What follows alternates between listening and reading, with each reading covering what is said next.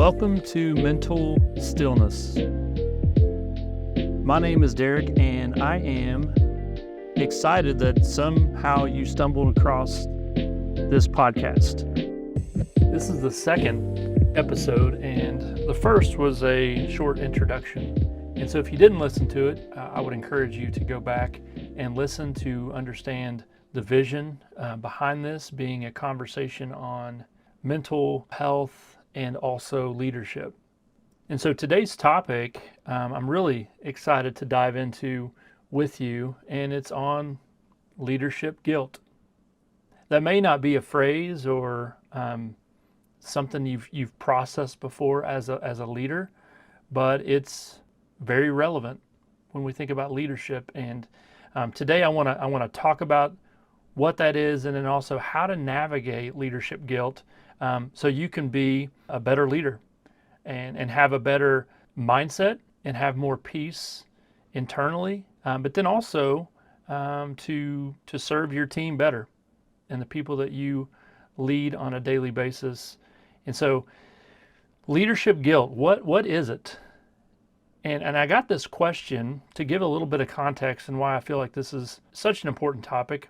I got an email recently. I was speaking at a leadership summit, and I was talking on mental health and leadership. And after the summit, I get an email, and the email was from a leader. How do I navigate debilitating guilt when it comes to me leading my team? And a couple details she provided alongside that. It's whenever she was not serving alongside her team. It's a very fast-paced industry that she's in. And whenever she's not serving alongside her team, when she's off, on vacation, when she's just out, she just feels guilt because she knows how hard her team's working and she's not there shoulder to shoulder serving with them. And so the emotion she carries when she's supposed to be off is a heavy amount of leadership guilt. If you're a leader that is truly engaged and caring for the people that you're leading, you've probably felt leadership guilt in some way.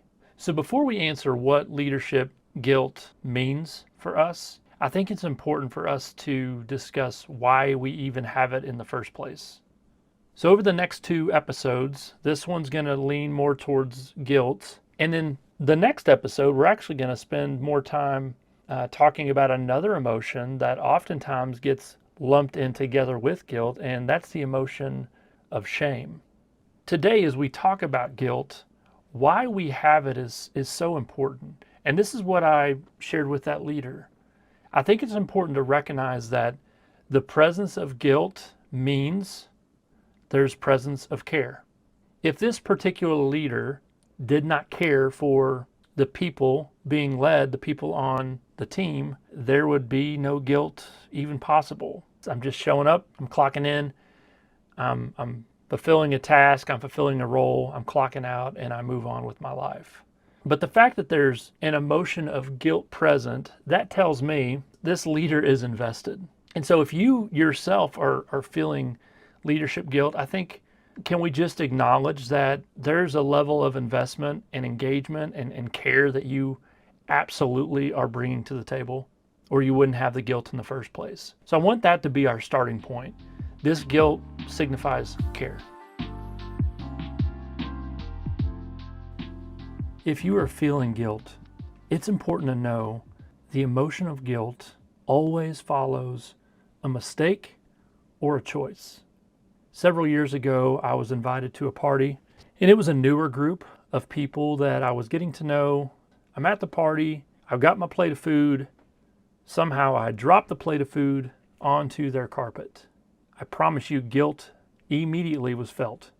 And that was because of a mistake I made. Sometimes it's not a mistake.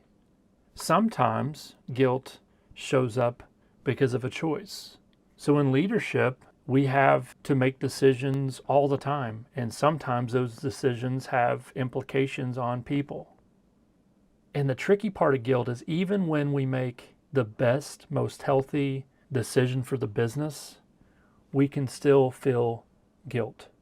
Guilt doesn't just show up when we make bad choices. Guilt is also possible when we make a good choice.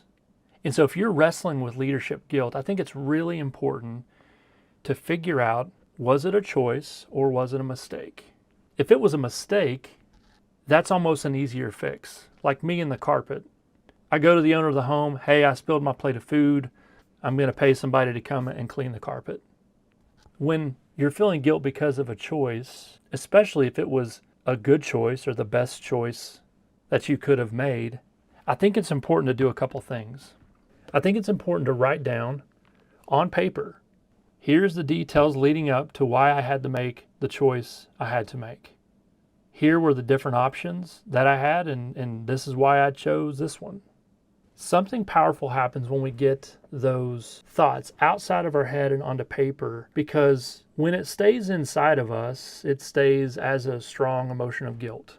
When we have to write the details of the guilt we're feeling out on paper, and we have to see the options that were laid out, we are actually engaging our brain and we're reintroducing logic to the party. Because when it comes to guilt, that's highly emotional.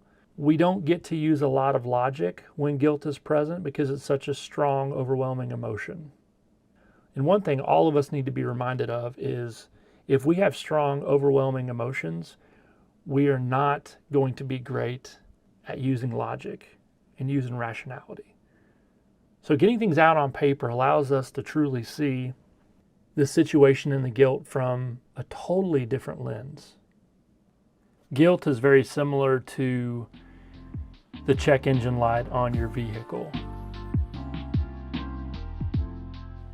Your check engine light comes on and it means that some system in your vehicle needs to be further investigated.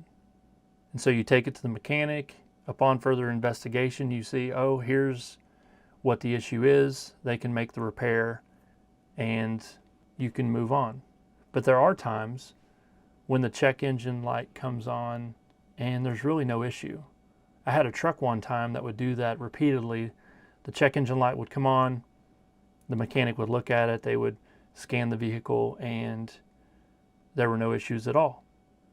I want you to think of guilt as that check engine light. It just means that something needs further investigation. And maybe if there were issues or if there were mistakes, you can make the necessary repairs. But just like my truck, maybe you did make the best choice, and maybe there's no repairs you can make. That's not going to make the emotion of guilt completely or miraculously go away, but I think it can help us move forward and not allow ourselves to be trapped in the emotion of guilt.